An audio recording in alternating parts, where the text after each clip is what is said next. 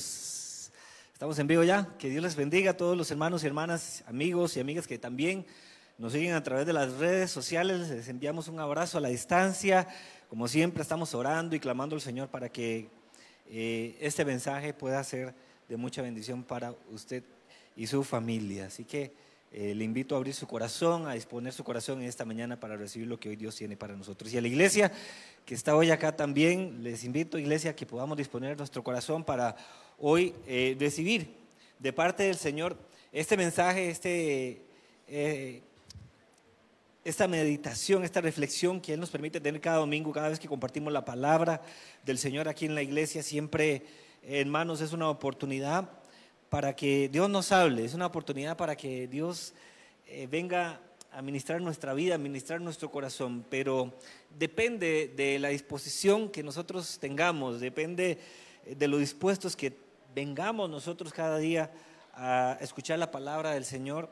Es así como Dios va a orar y va a ser en medio de nosotros. Así que yo le invito a que incline su rostro ahí donde usted está y oremos al Señor en esta mañana. Padre, gracias, bendito Dios, te damos toda la gloria, Señor, toda la alabanza, Señor, solamente a ti en este día, Señor. Gracias por este privilegio que tú nos das de poder estar en tu casa, Señor, en un lugar como el que hoy estamos reunidos para escuchar tu palabra, para aprender del consejo que tú tienes día con día para cada uno de nosotros. Señor, oramos para que esta palabra que tú has puesto hoy, Señor, para ser expuesta en esta mañana, venga a traer a nuestras vidas y a nuestro corazón bendición, que se convierta tu palabra como en un rema, Señor, que esté continuo siempre en nuestras mentes, en nuestros corazones, ministrándonos, hablándonos, que sea hoy tu Espíritu Santo, Señor, quien venga trayendo a nuestra vida el entendimiento, la revelación que necesitamos hoy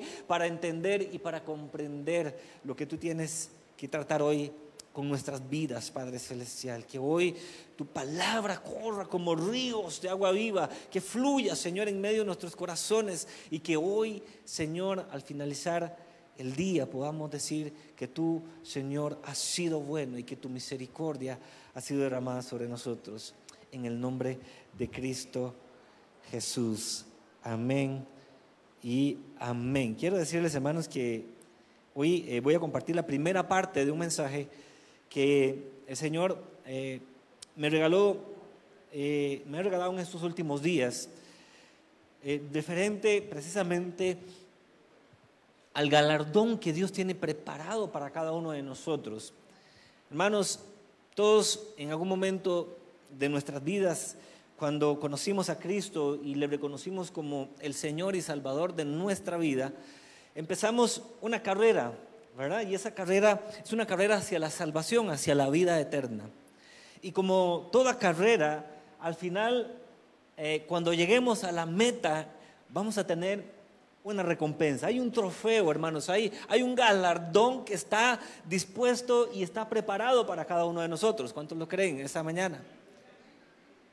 Tenemos un galardón preparado, hay un trofeo, hay un premio, hermanos, que Dios tiene dispuesto para cada uno de nosotros. El apóstol Pablo, allá en Romanos 8, hablaba de que a pesar de las circunstancias, de todo lo que nosotros podamos vivir en medio de esta tierra, en lo terrenal, hermanos, dice que somos más que vencedores por medio de aquel que nos amó. Y cuando hablamos más que vencedores, a veces, hermanos, decimos, pues sí, somos vencedores, pero no es solamente eso, hermanos.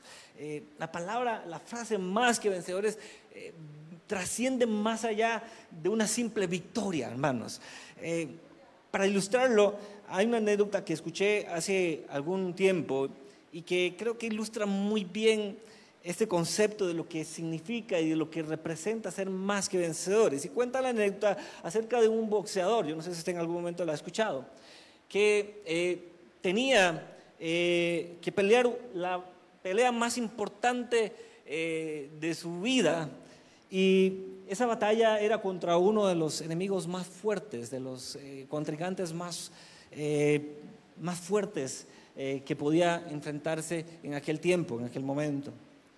Y ese boxeador, cuando llega el día de la pelea, dice que comienza a entender y a comprender que él tenía la capacidad, que tenía el poder para poder vencer en medio de aquella pelea tan importante que tenía. El premio final era $1.000.000, así que era una pelea importante, ¿no? Lo que aquel boxeador iba a enfrentar. Y dice la historia, cuenta la anécdota, que aquella pelea fue una pelea bastante dura, bastante, los que les gusta el boxeo, ¿verdad?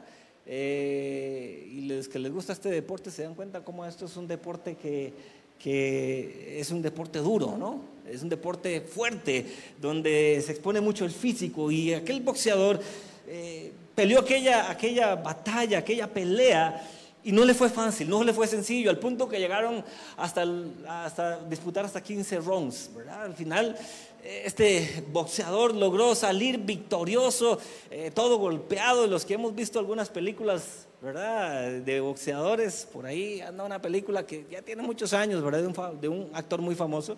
Las películas de Rocky, todos las conocen, ¿verdad? Y generalmente al final de cada una de esas películas el protagonista termina hecho una desgracia, ¿verdad que sí?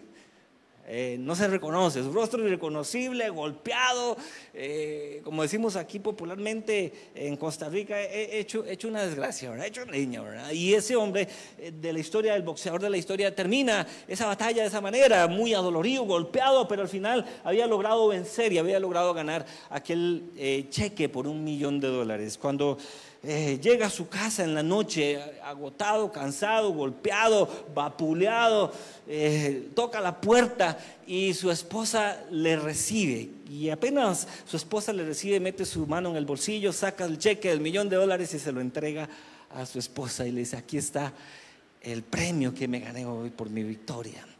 Ciertamente aquel boxeador fue el vencedor de aquella pelea, pero su esposa terminó siendo más que vencedora.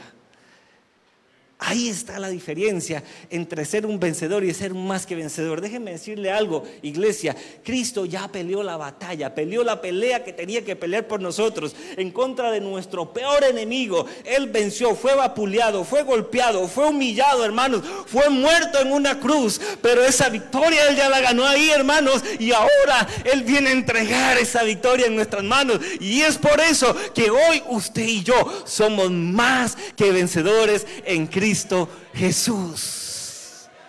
Aleluya, bendito sea su nombre.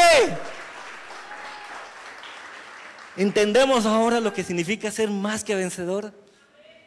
Ya la victoria nos ha sido dada, nos ha sido entregada. Cristo ya pagó el precio, venció en la cruz del Calvario, hermanos. Ahora usted y yo lo único que tenemos que hacer es creer que esa victoria es nuestra.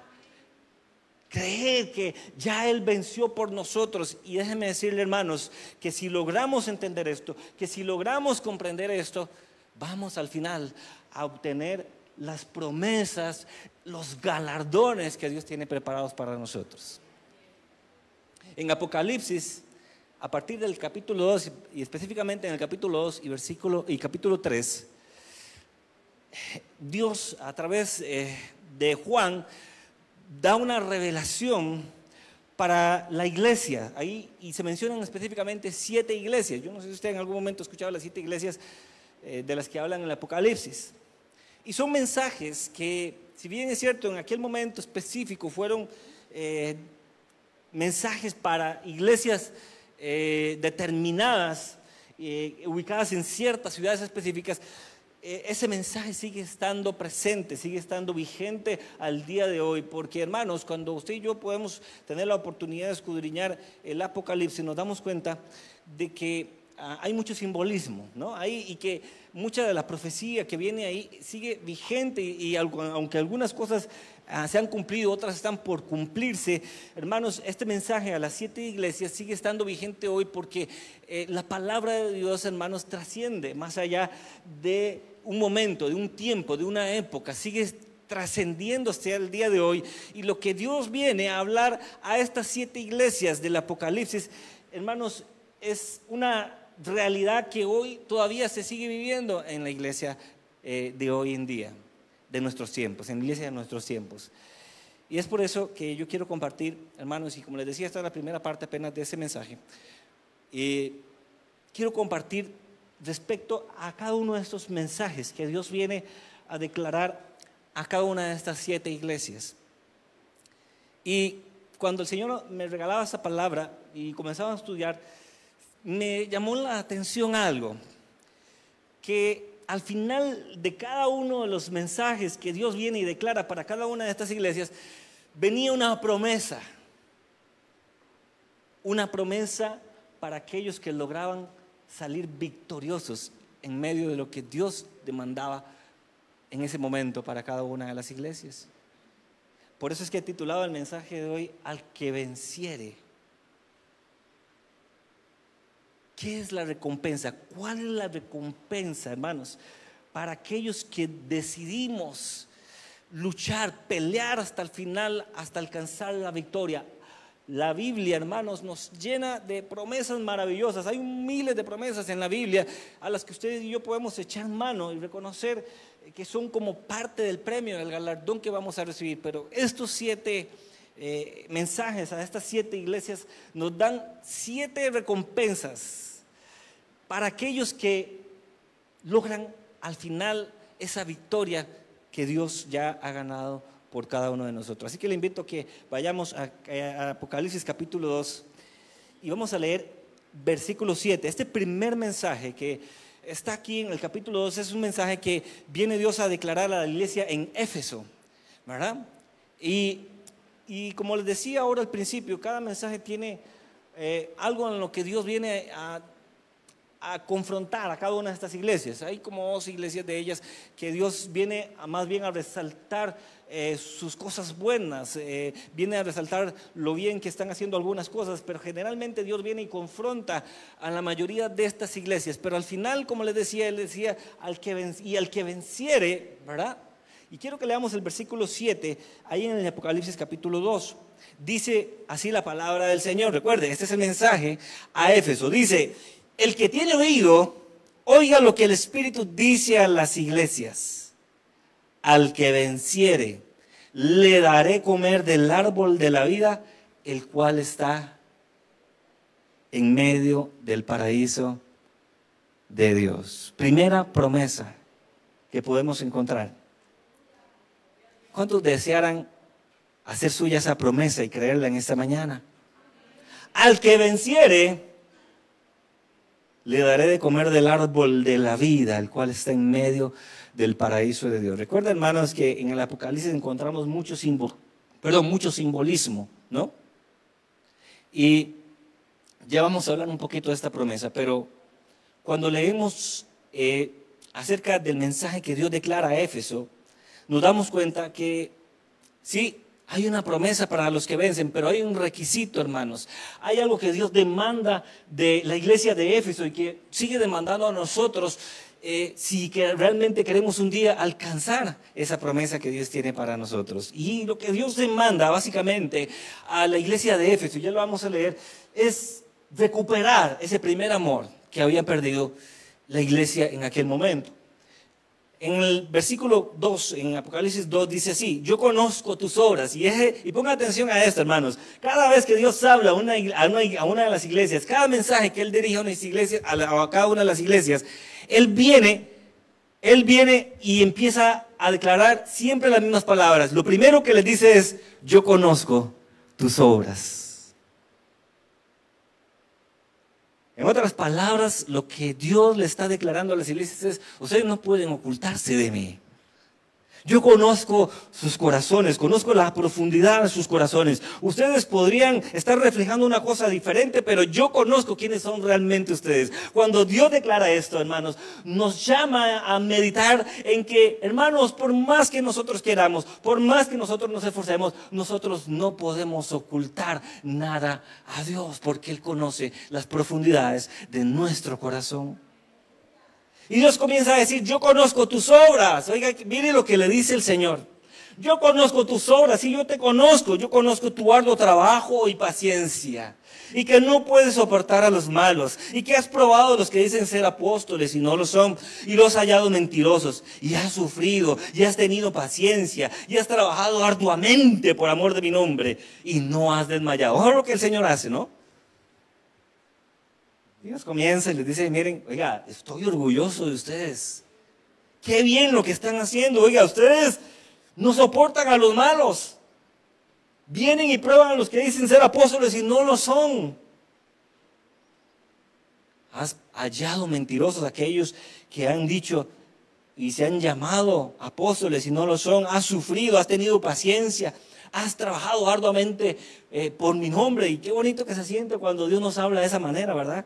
¿A quién no le gustaría que Dios le hable de esa manera? Y a veces, hermanos, los que estamos sirviendo,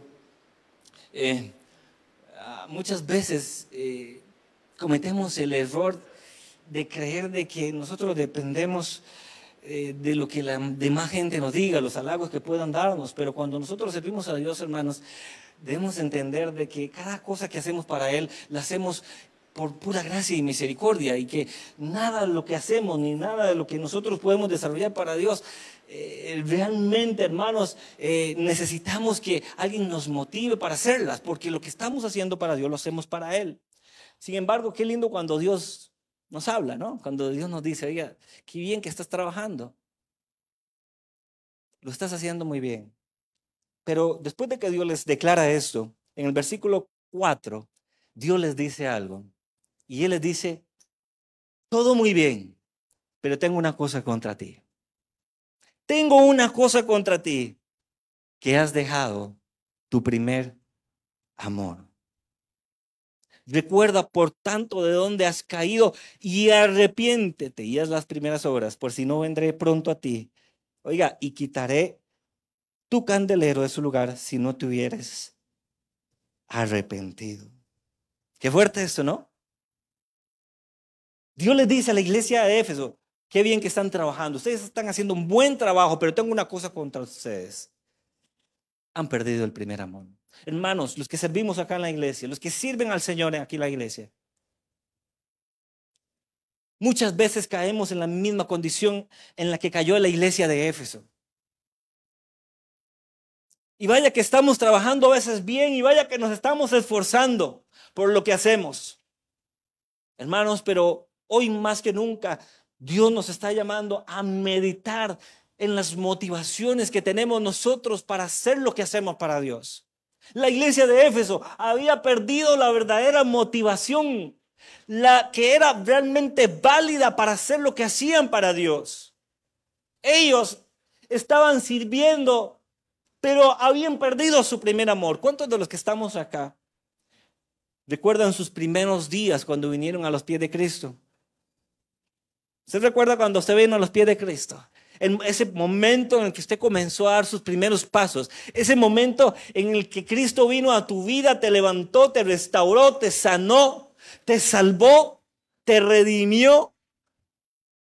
Hermanos, esos días en los que nosotros nos sentíamos caminando en las nubes. Cuando después de haber sido esclavos del pecado del mundo fuimos libres. Cuando después de que habíamos sido esclavos de vicios, de pecados que arrastrábamos, Cristo vino y a cambiar, a transformar, a renovar toda nuestra vida y hacernos un hombre completamente nuevo. Hermanos, yo no sé si usted se acuerda de esos tiempos, pero eran tiempos donde nosotros estábamos perdidamente enamorados de Dios.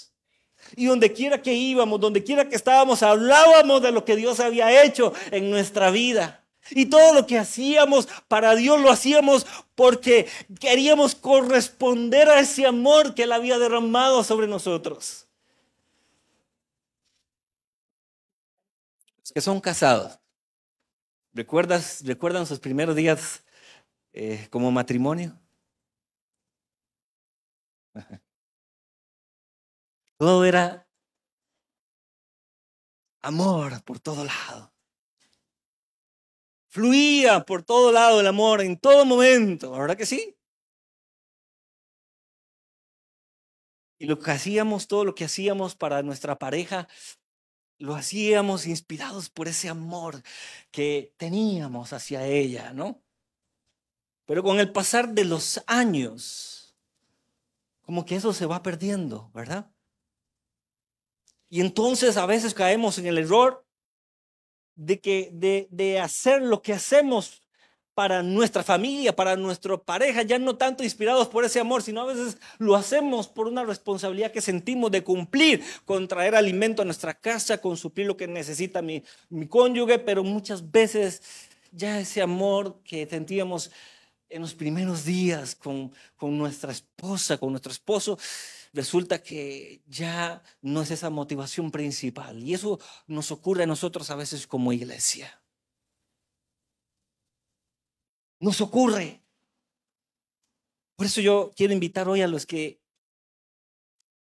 sirven acá en la iglesia, a los que están sirviendo al Señor. Realmente tu inspiración, lo que te inspira a servir al Señor, es ese amor que Él derramó un día sobre ti, sobre mí. ¿O qué es lo que te inspira?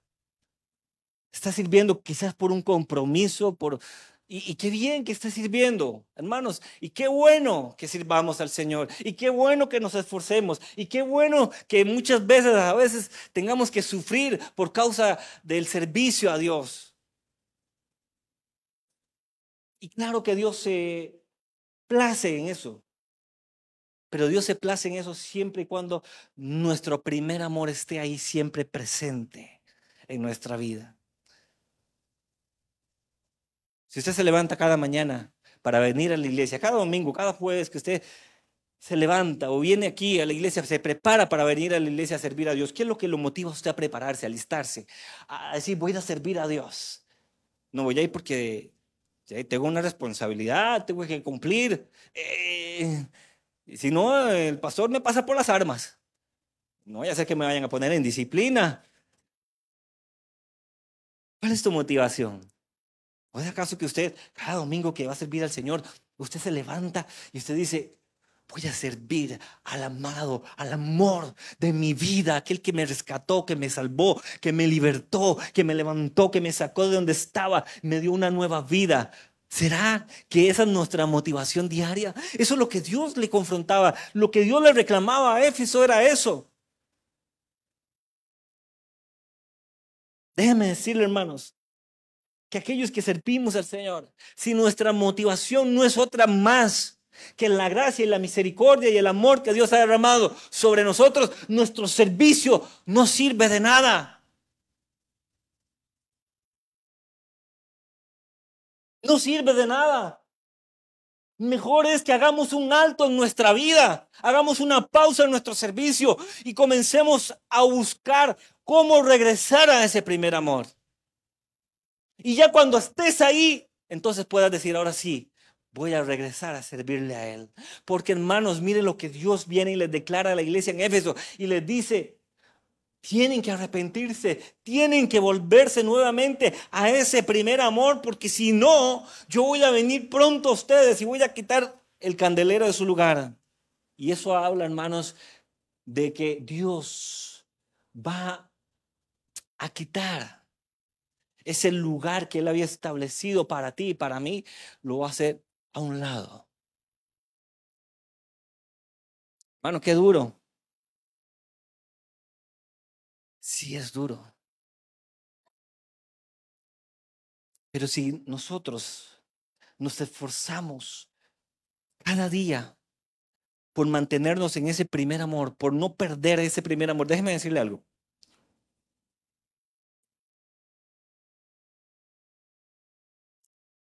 Se enamora usted de una persona. A primera vista, normalmente vemos la parte física, ¿cierto? Y es lo que nos atrae en un inicio. Generalmente es así.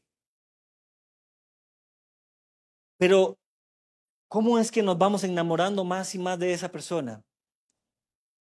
Con el tiempo, entre más la vamos conociendo, vamos descubriendo sus gustos, sus maneras, sus formas de hacer, sus maneras de actuar, su carisma, su amor.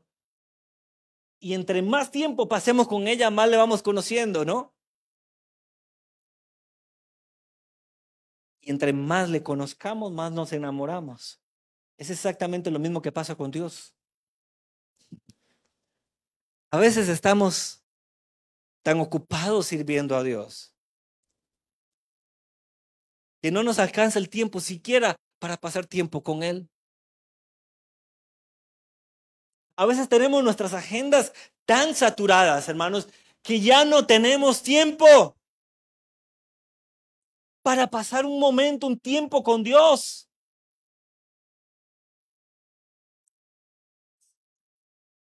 Por eso, hermanos, es cuando Jesús declaraba aquella palabra que decía que cuando un día muchos estén delante de la presencia de Dios, van a venir a decir: Señor, en tu nombre echamos fuera demonios, en tu nombre hicimos esto, en tu nombre hicimos aquello, en tu nombre predicamos, en tu nombre, Señor, yo iba a la iglesia, servía todos los domingos, en tu nombre, Señor, yo ministraba los domingos en la iglesia, en tu nombre, Señor, yo iba y trabajaba y llevaba diarios de comida a los pobres, a los necesitados, en tu nombre y en tu nombre. Y el Señor le dirá: apartados de mí, hacedores de maldad, nunca os conocí. ¿Sabe por qué? Que perdieron su primer amor. Dejaron de tener esa relación permanente, continua con Dios. Qué fuerte esto, hermanos. Qué fuerte esto.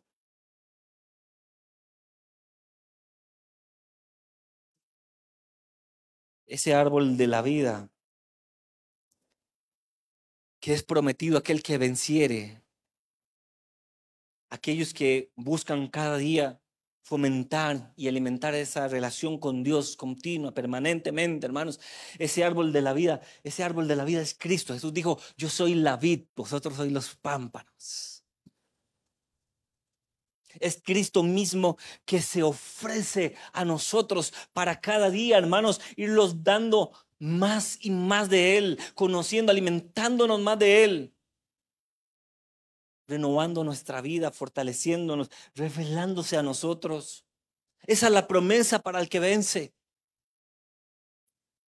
Número 2. Dice que en el versículo 11, en capítulo 2, habla a la iglesia de Esmirna y la promesa que le da es la siguiente: al que venciere, no, dice, el que tiene oído para oír, oiga lo que el Espíritu dice a las iglesias. Dice: y el que venciere no sufrirá daño de la segunda muerte. ¿A qué se refiere esto con la segunda muerte? ¿Qué es lo que demanda Dios a la iglesia de Esmirna y nos demanda hoy a nosotros como requisito para alcanzar esa victoria y esa promesa que nos ha sido prometida? Valga la redundancia, perseverar hasta el final en medio de las tribulaciones. En el versículo 9, ahí en el capítulo 2, dice así, y nuevamente el Señor le dice a la iglesia en Esmirna: yo conozco tus obras y tu tribulación y tu pobreza. Y entre paréntesis dice: pero tú eres rico. Ahorita vamos a hablar de eso un poquito. Y la blasfemia de los que dicen ser judíos y no lo son, sino sinagoga de Satanás. No temas en nada lo que vas a padecer. He aquí, el diablo echará a algunos de vosotros en la cárcel para que seáis probados y tendréis tribulación por 10 días. Sé fiel hasta la muerte y yo te daré la corona de la vida. Dice: el que venciere no sufrirá daño de la segunda muerte. Hermanos, cuando Dios le habla esta palabra a la iglesia de Esmirna, les dice: ustedes van a ser probados. Yo conozco sus obras. Yo conozco tu tribulación, tu pobreza. Le dice el Señor, pero entre paréntesis dice: pero tú eres rico. Hablando de que la pobreza no tiene que ver nada con lo material. Y la blasfemia de los que dicen ser judíos y no lo son. Dice: no teman por lo que ustedes van a padecer. Incluso les voy a decir algo: el diablo va a venir, los va a echar 10 días a ustedes a las cárceles para que sean probados. Y ahí van a tener tribulación. Pero ustedes sean fieles hasta la muerte. Y si lo son, si son fieles, yo les daré la corona de la vida y no van a sufrir daño de la segunda muerte. Hermanos, mientras nosotros estemos en esta tierra como hijos de Dios, siempre vamos a estar expuestos a la persecución, a la tribulación, a los problemas. Y el enemigo, hermanos, siempre va a estar ahí intentando traer sobre nosotros cada vez más prueba y más prueba y más prueba. Pero déjeme decirle algo, que cuando nosotros entendemos esto, de que no importa la tribulación, que no importa, hermanos, la prueba que pueda venir sobre nosotros, que cuando nosotros entendemos de que nosotros no estamos solos, de que esta batalla en este mundo, hermanos, no la estamos peleando solos, sino que hay uno que va delante de nosotros como poderoso gigante, hermanos. Cuando nosotros entendemos de que Él prometió nunca dejarnos, nunca desampararnos, que Él prometió venir a darnos descanso cuando nosotros ya no teníamos más fuerzas. Aquel que prometió levantar nuestras alas, nuestros brazos en señal de victoria, hermanos, ese está con nosotros. Cuando nosotros entendemos eso, no hay prueba, no hay tribulación que pueda separarnos y apartarnos de Dios. Y sí, hermanos, sí, a veces vienen pruebas difíciles a nuestra vida. Y cada uno de nosotros tiene una historia de vida diferente. Déjeme decirle que si usted piensa que usted es el único que a quien Dios prueba, está equivocado. Porque hay gente que cree que por ser hijo de Dios no va a ser probado y no va a venir tribulación. Claro que no. Los hijos de Dios estamos expuestos a ser perseguidos por el mundo, por el mismo diablo, quien va a poner cada día tropiezo delante de nosotros para intentar desviar nuestro camino. Pero en medio de todo esto, como decía el apóstol Pablo también allá en Romanos 8, ¿quién nos separará del amor de Cristo? ¿Quién nos separará del amor de Dios? Y comienza a hacer una lista y él decía, las pruebas, las tribulaciones, angustias, ni ángeles, ni principados, ni lo presente, ni lo porvenir, ni nada nos podrá separar de Cristo Jesús. ¿Usted sabe qué es la segunda muerte?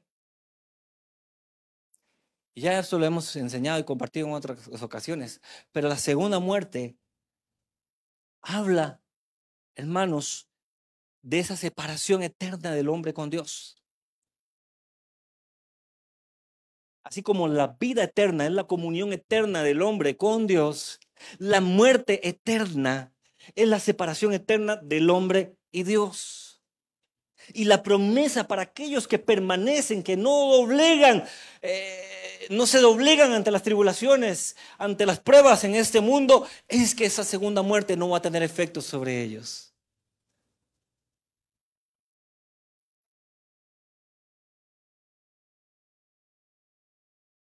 Así que en medio de tu prueba, en medio de tu dificultad, en medio de la situación que tú puedas estar viviendo hoy, yo te motivo a mantenerte fiel, a mantenerte firme.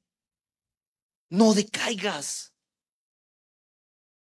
Voy a hacer un espacio aquí para dar una motivación a los varones, ya que estamos hablando de esto. El próximo sábado vamos a tener la segunda reunión de varones de esa nueva etapa que estamos trabajando y estamos comenzando a trabajar con los varones. La primera reunión que tuvimos la gran bendición de poder compartir con 25, alrededor de 25 varones. Yo espero que este sábado, varones, ustedes que están aquí en esta tarde ya, puedan acompañarnos este sábado. Vamos a seguir haciendo las reuniones de varones los últimos sábados de cada mes. Pero este sábado en específico vamos a comenzar con un tema, y ustedes lo vieron ahora, que se llama Imbatibles. Es una serie que vamos a empezar a compartir durante varias reuniones de varones. Este sábado comenzamos. Y vamos a comenzar a hablar precisamente de hombres, de varones que podemos encontrar en las Escrituras, que fueron hombres imbatibles, que a pesar de las pruebas, de las dificultades que enfrentaron, se mantuvieron firmes y no se doblegaron ante las enfermedades, ante las pruebas y ante las necesidades. Y vamos a permitirle al Señor que a través de su palabra, varones, a partir de este sábado, nos inspire con las historias de estos hombres. Así que no se los pierdan, varones, este próximo sábado a las 7 de la noche, ahí en casa de los pastores. Amén, varones. Se quiere aprender y tomar ejemplo de cómo ser imbatible en medio de cualquier circunstancia, acérquese y venga con nosotros también a compartir a partir de este sábado. Y eso es lo que Dios demanda de nosotros, iglesia. hombres y mujeres imbatibles, que no se dobleguen ante nada, porque la promesa está dispuesta ahí para nosotros. La tercera iglesia a la que Dios viene a declarar mensajes es la iglesia en Pérgamo. Y la promesa que les dice así es la siguiente, la que les dice, el que tiene oído para oír, oiga lo que el Espíritu dice a las iglesias. Al que venciere, oiga qué lindo es, hermanos. Al que venciere le daré de comer del maná escondido. Y le daré una piedrecita blanca y en la piedrecita escrito un nombre nuevo, el cual ninguno conoce sino aquel que lo recibe. ¿Cuántos quieren esta promesa? Y amén. Al que venciere, dice, les daré de comer del maná escondido. ¿Qué será ese maná escondido? Mire qué lindo, hermanos. Cuando el pueblo de Israel estaba en el desierto, en medio de aquel calor avasallador, hermanos, los que hemos estado cerca de un desierto, entendemos lo que representa el calor en un desierto.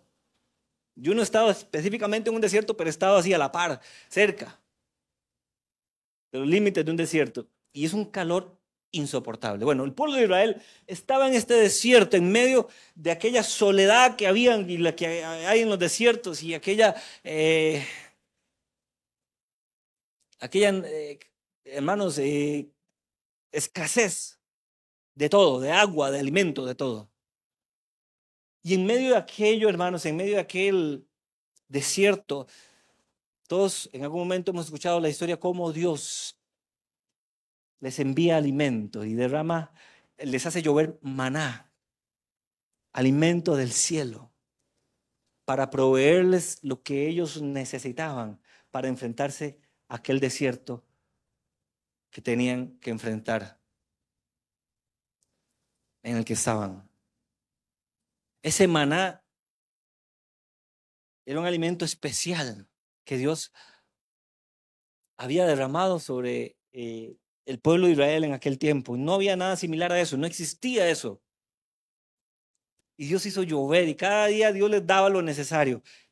Y cada día Dios mandaba maná y ellos iban y recogían el maná y con eso se alimentaban día tras día. Pero ahora Dios habla a la iglesia de Pérgamo, y les dice, al que venciere yo le voy a dar de comer de ese maná escondido. Al que venciere yo le voy a suplir lo que necesita. En medio de la prueba, del desierto, en medio de la circunstancia que está viviendo, yo me voy a encargar de proveerle lo que necesita. Qué lindo esto, ¿verdad? Es el mensaje que Dios le da a Pérgamo y le dice, yo conozco tus obras. Oiga, miren qué fuerte esto es lo que Dios le dice a Pérgamo. Yo conozco tus obras y dónde moras, dónde está el trono de Satanás. Ve qué bravo esto, hermanos. Le dice a Pérgamo, en la iglesia de Pérgamo, yo conozco tus obras y sé dónde moras. Ustedes moran donde está el trono de Satanás. Pero retienes mi nombre y no han negado mi fe, a pesar de que ustedes están ahí. Ni aun en los días en que Antipas, mi testigo fiel, fue muerto entre vosotros, donde mora Satanás, vuelve a reafirmarles. Les dice, pero tengo unas pocas cosas contra ti. Que tienes ahí a los que retienen la doctrina de Balaam, que enseñaba a Balac a poner tropiezo ante los ojos de Israel, a comer cosas sacrificadas a los ídolos y a cometer fornicación. Y también tienes a los que retienen la doctrina de los nicolaitas, los que yo aborrezco. Por tanto, arrepiéntete, pues si no vendré a ti pronto y pelearé contra ellos con la espada. La iglesia de Pérgamo habitaba en un lugar donde abundaba la idolatría, hermanos, en el tiempo de Pérgamo. Por eso es que le habla de que moraba en el trono de Satanás, ¿verdad? Hermanos, es la misma realidad de la iglesia hoy en día. Es la misma realidad. Jesús dijo que Satanás era el príncipe de este mundo, ¿verdad que sí? ¿Y dónde estamos usted y yo? ¿En el cielo o aquí en el mundo? No, estamos aquí en la tierra, en el mundo. Y Satanás tiene establecido su trono aquí también, en esa tierra. Él gobierna sobre la tierra. Hoy en este mundo, Él gobierna sobre este mundo. Y la iglesia que somos usted y yo, estamos plantados aquí mismo. Pero Dios, así como a la iglesia en Pérgamo, nos llama a nosotros a no negar nuestra fe, aunque vivamos en medio de este mundo que gobierna el diablo. Sin embargo, a pesar de que Dios les dice a la iglesia de Pérgamo y les dice: ustedes, aunque moran ahí, donde está el trono de Satanás, ustedes se han mantenido firmes, han mantenido mi fe, no han negado mi nombre, no han negado mi fe, han retenido mi nombre. Pero tengo contra ustedes algo. Qué fuerte lo que les dice. Ustedes todavía permiten que gente con falsa doctrina esté en medio de ustedes. Y no solamente eso, sino que permiten que otros sean contaminados con esa falsa doctrina y los hagan tropezar, porque estos que predican esa falsa doctrina motivan a otros a hacer sacrificios a otros ídolos, a otros dioses falsos.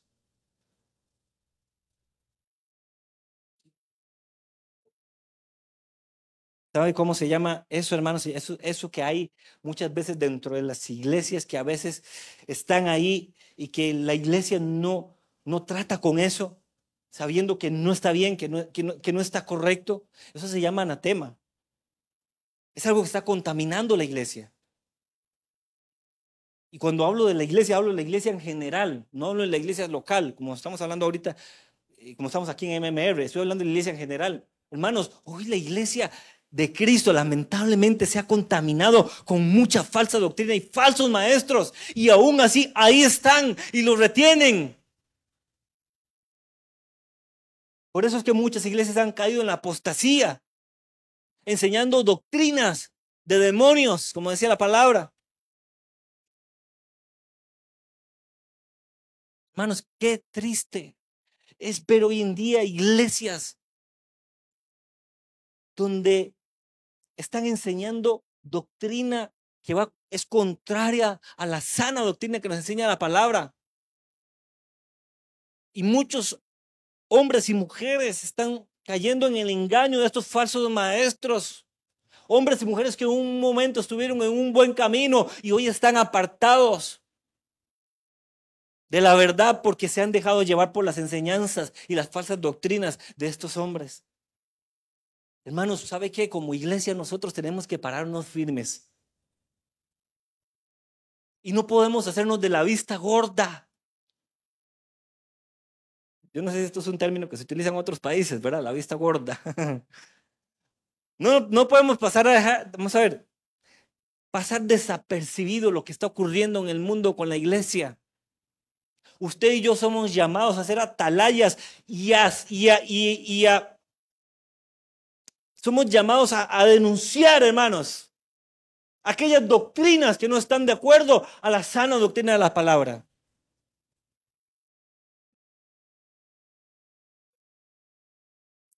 Las falsas doctrinas que hoy se dan en el mundo, hermanos, como la doctrina es el evangelio de la prosperidad, donde invitan a la gente a ofrendar, a sembrar dinero con tal de recibir un milagro. Todo esto son falsas doctrinas que engañan y desvían a la gente de su buen camino, hermanos.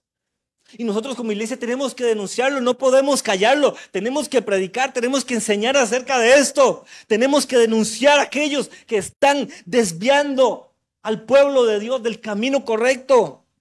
Tenemos que alzar la voz, no podemos pasar desapercibidos. Hermanos, si usted conoce a alguien, una persona que está en una iglesia donde no está la sana doctrina, donde no se está enseñando la doctrina correcta, hermanos, usted como iglesia, su responsabilidad es ir a hablar con esa persona y enseñarle lo que está ocurriendo y mostrarle lo que está pasando. Podemos hacer como la iglesia en Pérgamo. No podemos hacer eso. y hacernos los que no está pasando nada y que cada quien haga lo que quiera. No, no, no, no, no, hermanos. Ve qué importante lo que Dios demanda para su iglesia. Es que lo demanda para nosotros, hermanos. Tenemos que denunciar lo que no está correcto, lo que no está bien. A veces, hermanos, este anatema tal vez no es en doctrina, en falsa doctrina. Muchas veces este anatema está en medio de nuestras vidas también. Dice que en esta iglesia habían quienes enseñaban que a otros a sacrificar cosas a los ídolos. ¿Y para qué sacrificaban cosas a otros ídolos? ¿Para qué cree usted? ¿Para qué sacrificaban cosas a otros ídolos? Para obtener algún beneficio, ¿no? Y entonces les decían, si usted sacrifica tal cosa, y hermanos, esto es algo que lo vemos hoy en día todavía en el mundo.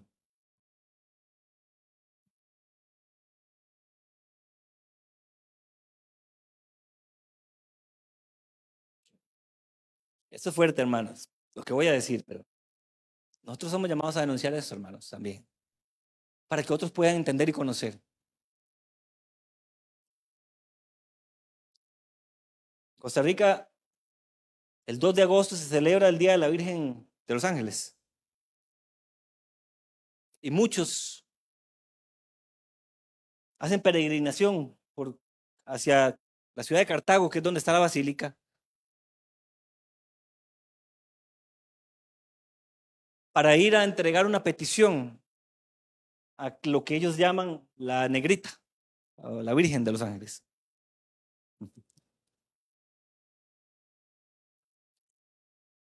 Y creen que con ese sacrificio que realizan, hacer esa peregrinación de ir caminando, y muchos hermanos, aún en condiciones físicas no aptas para realizar un peregrinaje de esa índole, van y hacen eso y lo hacen como un sacrificio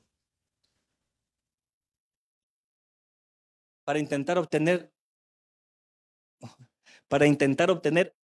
un beneficio, una respuesta a una necesidad específica.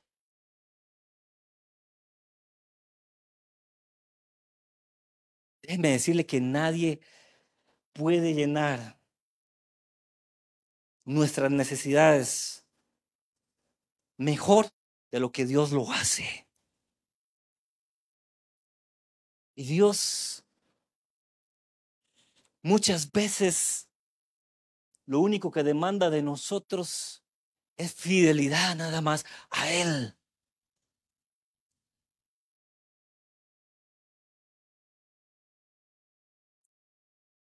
Y déjeme decirle algo, hermanos, a veces criticamos a nuestros amigos católicos, ¿verdad? Por hacer este tipo de cosas y actividades. Pero cuidado, iglesia, porque a veces nosotros somos muy parecidos también. Y usted dirá, wow, hermano, no, ¿cómo va a decir eso? Es que ahora los ídolos de la iglesia no están hechos, como dice la canción, de metal, de madera o de bronce. Hay ídolos, hermanos, que la iglesia se ha levantado y a los cuales hacen sacrificios para obtener un beneficio.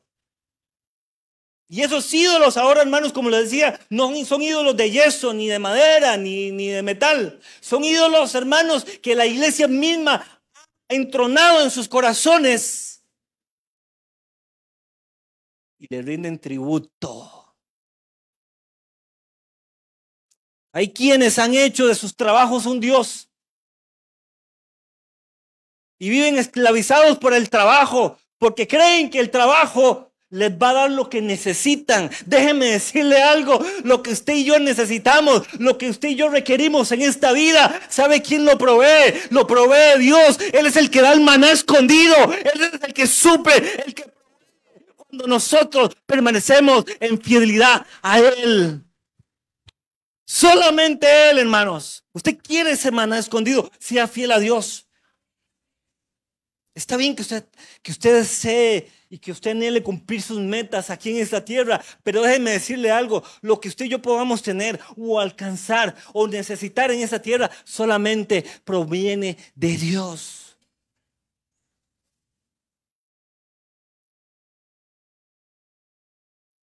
Algunos tienen entronados en sus corazones al Dios estudio, porque tengo que estudiar. ¿Sabe cuándo se convierten en dioses muchas cosas en nuestro corazón? Cuando le damos el lugar a ellas, el lugar que le corresponde a Dios. Ay, hermano, ¿cómo duele esto? Porque los dioses están ahí dispuestos día tras día, dispuestos a que usted le venga a rendir tributo. Están ahí dispuestos siempre.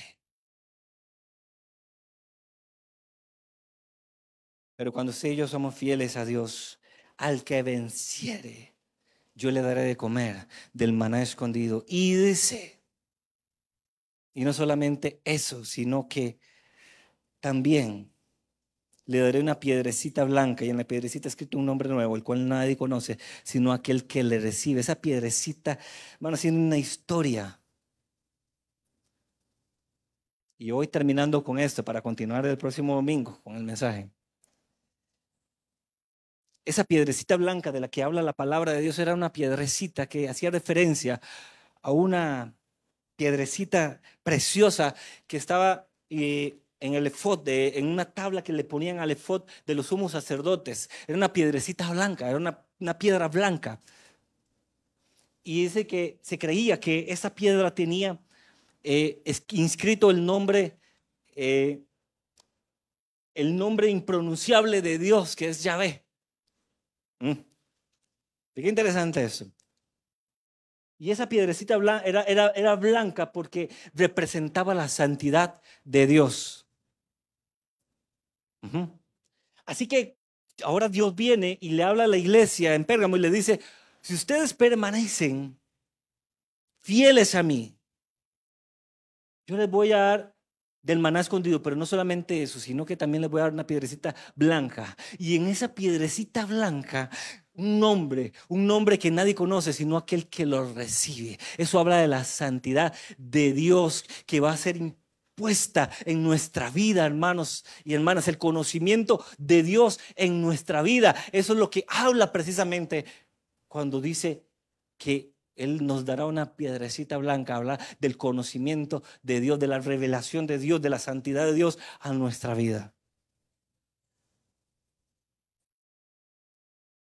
Y nadie la conoce, solamente aquel que la recibe sabe, porque es una revelación especial, única, para aquellos que deciden ser fieles a Dios y solamente a Él. ¿Usted quiere eso para su vida? Diga, amén, yo lo quiero. Amén. Póngase sobre sus pies en esta tarde. Gloria a Dios.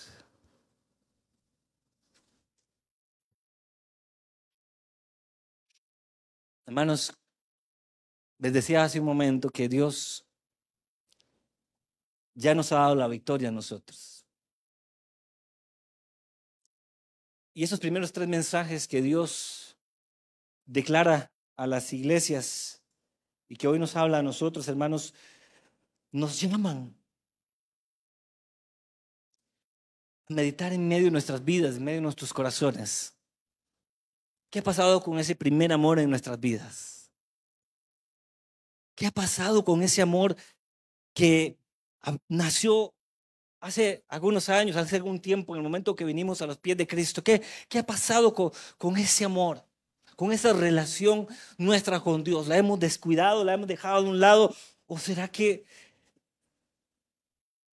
hemos estado alimentándola o nos hemos olvidado de ella? Dios desea que cada día busquemos enamorarnos más y más de Él, pero para eso necesitamos acercarnos a Él, conocerle a Él, acercarnos a su presencia. Dios necesita que en medio de las tribulaciones, de las pruebas que nosotros podamos enfrentar, hermanos, nos mantengamos firmes, imbatibles ante lo que pueda venir, ante lo que podamos enfrentar. Y no solamente eso, sino que también Dios demanda fidelidad en nuestra vida. Si nosotros decidimos hacer esto, hermanos, dice que Él nos prometió a nosotros que nos daría de comer del árbol de la vida. Nos prometió darnos a nosotros, hermanos, del maná escondido. Qué maravilloso es esto, hermanos. Y dice que también nos prometió librarnos de la segunda muerte. Incline su rostro ahí donde se está. Dígale: Señor, en esta hora yo te doy gracias por tu gracia, por tu misericordia. Y aquellos que nos están escuchando en esta hora, aquí por las redes sociales, yo les invito también a meditar en esta mañana y decirle al Señor: Señor, perdóname, Señor, si de alguna forma he perdido mi primer amor, Señor, si he perdido mi camino. Señor, perdóname, pero yo quiero regresar ahí. Yo quiero regresar a ese primer amor, Señor, en el que un día estuve contigo, Padre Celestial. Dile: Señor, ayúdame a permanecer firme en medio de las pruebas, de las dificultades, porque yo sé que vendrán, Señor.